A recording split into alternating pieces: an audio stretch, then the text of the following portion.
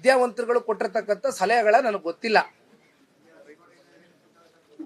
ಇಲ್ಲಿ ರೈತರನ್ನ ಪ್ರತಿನಿತ್ಯ ಒಕ್ಕಲೆಬ್ಬಿಸ್ತಕ್ಕಂಥ ಪ್ರಯತ್ನ ನಡೀತಾ ಇದೆ. ನಾನು ಈಗ ತಾನೇ ಹೇಳಿದ್ದೀನಿ, 450 ದಿನಗಳ ಕಾಲ ಮನೆ ಮಠ ಬಿಟ್ಟು ತಮ್ಮ ಸ್ವಂತ ಆಸ್ತಿ ಪಾಸ್ತಿನ, ತಮ್ಮ ಪಿತ್ರಾರ್ಜಿತ ಆಸ್ತಿನ, ಪಾರಂಪರಿಕವಾಗಿ ಇವ್ರಿಗೆ ಬಂದಿರತಕ್ಕಂಥ ಆಸ್ತಿಯನ್ನ ವಶಪಡಿಸ್ಕೊಳ್ತಕ್ಕಂಥ ಪ್ರಯತ್ನ ಏನ್ ಮಾಡ್ತಾ ಇದ್ದಾರೆ ಸರ್ಕಾರ. ಇದಕ್ಕೆ ಸರ್ಕಾರ ಸಂಪೂರ್ಣವಾಗಿ ಕಣ್ಣು ಮುಚ್ಕೊಂಡು ಕೂತಿದೆ. ಮುಂದೆ ಹೋಗ್ತೀನಿ, ಬಹಳ ಸ್ಪಷ್ಟವಾಗಿ ನೇರವಾಗಿ ವಿಚಾರವನ್ನ ಮುಂದಿಡ್ಲಿಕ್ಕೆ ಬಯಸ್ತೇನೆ.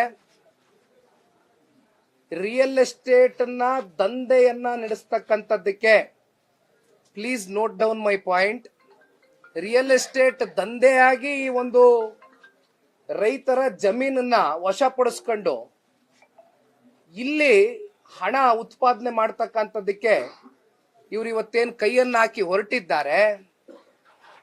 ನಿಮಗೆ ಗೊತ್ತಿದೆ, ಇವಾಗ ಸರ್ಕಾರದ ಕಡೆಯಿಂದ ಹೇಳಿದ್ದಾರೆ ಎಕರೆಗೆ ಅದೆಷ್ಟದೋ, ಎಷ್ಟಣ್ಣ, 2,17,00,000 7 ಲಕ್ಷವಣ್ಣ, 2.7 2.25 ಅಂತ ಹೇಳ್ತಾರೆ.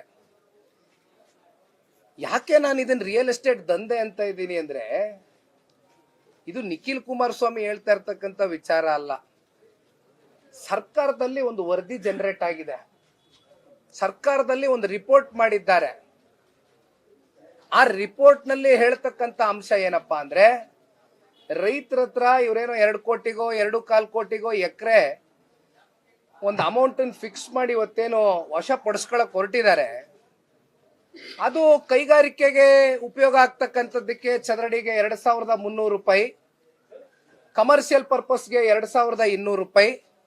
ಅಂದ್ರೆ ಇದು ನಾನು ಹೇಳ್ತಾ ಇರೋದು ಸ್ಟೇಜ್ ವೈಸ್ ಆಗ್ತಕ್ಕಂಥದ್ದು, ಅರ್ಥ ಮಾಡ್ಕೋಬೇಕಾಗಿರ್ತಕ್ಕಂಥದ್ದು. ಇದು 2,200 2,300 ರೂಪಾಯಿ ಚದರಡಿಗೆ ಅಂತಕ್ಕಂಥದ್ದು ಇದು ಹೀಗೆ ಇರ್ತಕ್ಕಂಥದ್ದಲ್ಲ. It's not stagnant.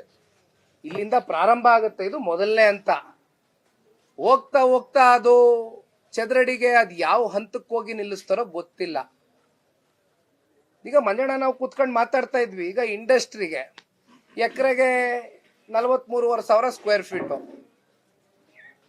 ಏನಣ್ಣ, ಎಲ್ಲ ಇಂಟರ್ನಲ್ಲಿ 1,000 ರೂಪಾಯಿ ಕೊಡ್ತೀವಿ, ಇನ್ನೊಂದು ಮಾಡ್ತೀವಿ ಅನ್ಕೊಂಡೇನೋ ಮಾತಾಡಿರ್ತಕ್ಕಂಥದ್ದು ಎಲ್ಲಿಗೆ ಬಂದು ನಿಂತ್ಕೊತದೆ? ಎಕರೆ ಕಾಸ್ಟು ಲಿಕ್ವಿಡೇಷನ್ ಮಾಡಿದ್ರೆ ಎಲ್ಲಿಗೆ ಹೋಗುತ್ತೆ? ಚದರಡಿ ಬೇಡ 2,200 2,300 ಇಟ್ಕೊಳ್ಳೋಣ. ಇವತ್ತೇ ಪ್ರಾರಂಭಿಕ ಹಂತದಲ್ಲಿ 6 ರಿಂದ 7 ಕೋಟಿ ಲಿಕ್ವಿಡೇಷನ್ ಆಗ್ತದೆ ಒಂದ್ ಎಕರೆ. ಇದು ಹೋಗ್ತಾ ಹೋಗ್ತಾ ಒಂದೊಂದು ಎಕರೆ 20-25 ಕೋಟಿವರೆಗೂ ಲಿಕ್ವಿಡೇಷನ್ ಆಗ್ತಕ್ಕಂಥ ಸಾಧ್ಯತೆಗಳು 100ಕ್ಕೆ 100 ಇದೆ. ವರದಿನಲ್ಲಿ ಬಹಳ ಸ್ಪಷ್ಟವಾಗಿ ಸರ್ಕಾರಕ್ಕೆ ಅಧಿಕಾರಿಗಳು ಮಾಹಿತಿಯನ್ನ ಕೊಟ್ಟಿರ್ತಕ್ಕಂಥದ್ದು, ಅವ್ರು ಗೇಜ್ ಮಾಡಿದ್ದಾರೆ. ಇದನ್ನ ಯಾರಿಗೆ ಲಾಭ ಮಾಡಕ್ ಹೋಗ್ತಾ ಇದೀರಿ? ಇದರ ಲಾಭ ಎಷ್ಟಪ್ಪ ಆಗತ್ತೆ ಅಂದ್ರೆ, ಇವತ್ತಿನ ಲೆಕ್ಕಾಚಾರದಲ್ಲೇ ಮಾತಾಡೋದಾದ್ರೆ, ನನ್ನ ಕೈನಲ್ಲಿ ಅವ್ರು ಕೊಟ್ಟಿರ್ತಕ್ಕಂಥ ವರದಿಯನ್ನ ಮುಂದಿಟ್ಟು ಹೇಳೋದಾದ್ರೆ ಸರಿ ಸುಮಾರು 33,500 ಕೋಟಿಯಷ್ಟು ಇದರಿಂದ ಲಾಭವನ್ನ ಉತ್ಪಾದನೆ ಮಾಡಬೇಕು, ಎತ್ತಬೇಕು ಅಂತಕ್ಕಂಥ ನಿರ್ಧಾರ ಮಾಡಿದ್ದಾರೆ.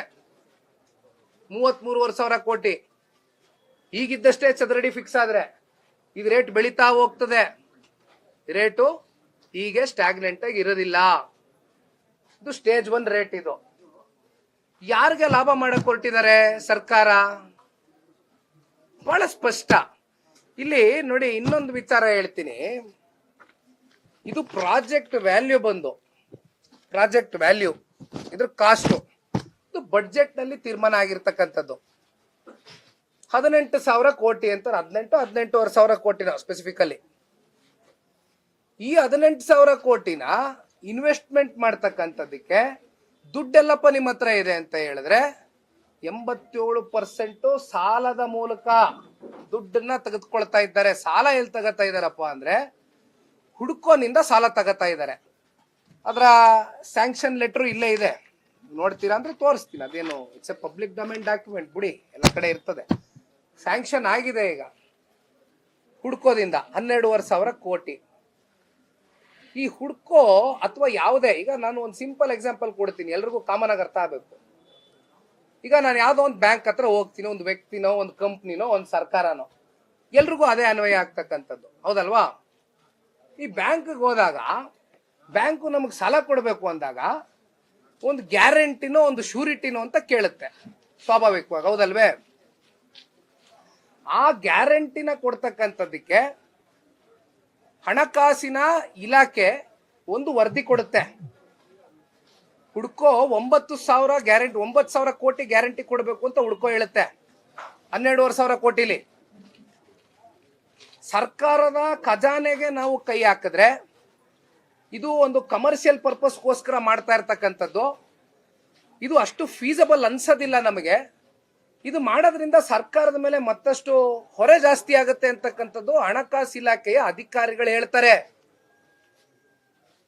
ಇಲ್ಲೆಲ್ಲ ಓದ್ತಾ ಹೋಗ್ತೀನಿ ಬೇಕಾದ್ರೆ ನಿಮಗೆ. ಹಣಕಾಸಿನ ಇಲಾಖೆಯ ಅಧಿಕಾರಿಗಳು 9,000 ಕೋಟಿ ಗ್ಯಾರಂಟಿ ಸರ್ಕಾರ ಕೊಡೋದಕ್ಕಾಗೋದಿಲ್ಲ ಅಂತ ಹೇಳಿದ್ರು ಕೂಡ ಇದನ್ನ ಗಾಳಿಗೆ ತೂರಿ ಮಾನ್ಯ ಹಿಂದಿನ ಗೌರವಾನ್ವಿತ ಮುಖ್ಯಮಂತ್ರಿಗಳು ಕ್ಯಾಬಿನೆಟ್ ನಲ್ಲಿ ಇದಕ್ಕೆ ಅನುಮೋದನೆಯನ್ನ ಕೊಡಿಸ್ತಾರೆ. 9,000 ಕೋಟಿ ಸರ್ಕಾರದ ಕಡೆಯಿಂದ ಗ್ಯಾರಂಟಿ.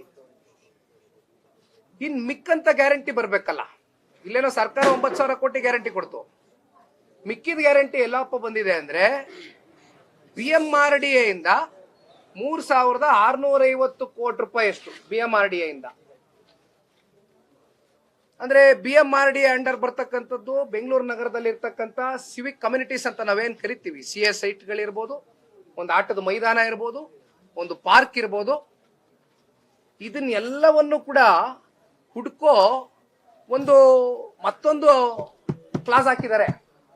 ಏನಪ್ಪಾ ಅಂದ್ರೆ BMRDA ಬರ್ತಕ್ಕಂಥ ಸಾರ್ವಜನಿಕರ ಆಸ್ತಿ ಪಾಸ್ತಿ ಇವತ್ತೇನು ಇವರು ಗ್ಯಾರಂಟಿಗೋಸ್ಕರ ಕೊಟ್ಬಿಟ್ಟಿದ್ದಾರೆ ಹುಡ್ಕೋಗೆ. ಇದನ್ನ ನೀವು ಮಾರಾಟನೂ ಮಾಡಕ್ಕಾಗೋದಿಲ್ಲ, ಲೀಸ್ಗೂ ಕೊಡಕ್ಕಾಗೋದಿಲ್ಲ. ಇದೇನೇ ಮಾಡಬೇಕು ಅಂದ್ರೂ ಕೂಡ NOC ಅನ್ನ ಪಡ್ಕೊಳ್ಬೇಕಾಗ್ತದೆ ಹುಡ್ಕೋ ಇಂದ BMRDA. ಸಾಲ ತೀರ್ಸಿದ್ಮೇಲೆ NOC ಕೊಡೋದು ಬ್ಯಾಂಕು. ನನಗಾಗ್ಲಿ, ಒಬ್ಬ ವ್ಯಕ್ತಿಗಾಗ್ಲಿ, ಒಂದು ಕಂಪ್ನಿಗಾಗ್ಲಿ, ಒಂದು ಸರ್ಕಾರಕ್ಕಾಗ್ಲಿ. ನಾನು ಕೇಳುವಂಥದ್ದು ಸರ್ಕಾರಕ್ಕೆ, ಅಲ್ಲಪ್ಪ ನೀವು ಇಲ್ಲಿ 33,000 ಕೋಟಿ ಲಾಭ ಮಾಡೋದಕ್ಕೆ ಮುಂದಿದು 33 ಹೋಗಿ 1,00,000 ಕೋಟಿ ಲಾಭ ಮಾಡ್ತಿರೋ ದೇವರೇ ಬಲ್ಲ, ನಮ್ಗೆ ಗೊತ್ತಿಲ್ಲ. ನಿಮ್ಮ ಲಾಭದ, ನಿಮ್ಮ ಒಳಗಡೆ ಲೆಕ್ಕಾಚಾರದ ಹಿತದೃಷ್ಟಿಯಿಂದ BMRDA ನಲ್ಲಿ ಒಳಪಟ್ಟಿರ್ತಕ್ಕಂಥದ್ದು ಬೆಂಗಳೂರು ನಗರದ ಸಾರ್ವಜನಿಕರ ಆಸ್ತಿ ಪಾಸ್ತಿಯನ್ನ ನೀವೇನಾರು ನಾಗರಿಕರಿಗೆ ಕೇಳಿದ್ರ?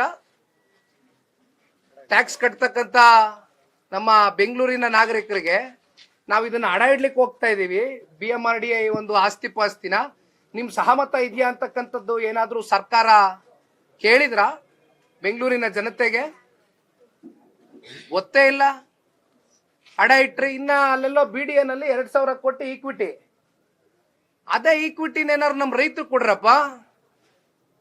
ರೈತರಿಗೆ ಏನಾರು ಈಕ್ವಿಟಿ ಸೈನ್ ಮಾಡಿಸಿದೀರಾ? BDA ಇಂದ 2,000 ಕೋಟಿ ಈಕ್ವಿಟಿ, BMRDA ಇಂದ 3,650 ಕೋಟಿ ರೂಪಾಯಿ ಹಣ ಇಟ್ಟವ್ರೆ ಗ್ಯಾರಂಟಿ. ಈ NOC ಬರೋವರೆಗೂ ಅದು ಮಾರಂಗೂ ಇಲ್ಲ, ಲೀಸ್ಗೂ ಕೊಡಂಗಿಲ್ಲ. ಹೆಚ್ಚು ಕಮ್ಮಿ 87% ಸಾಲ, 87%.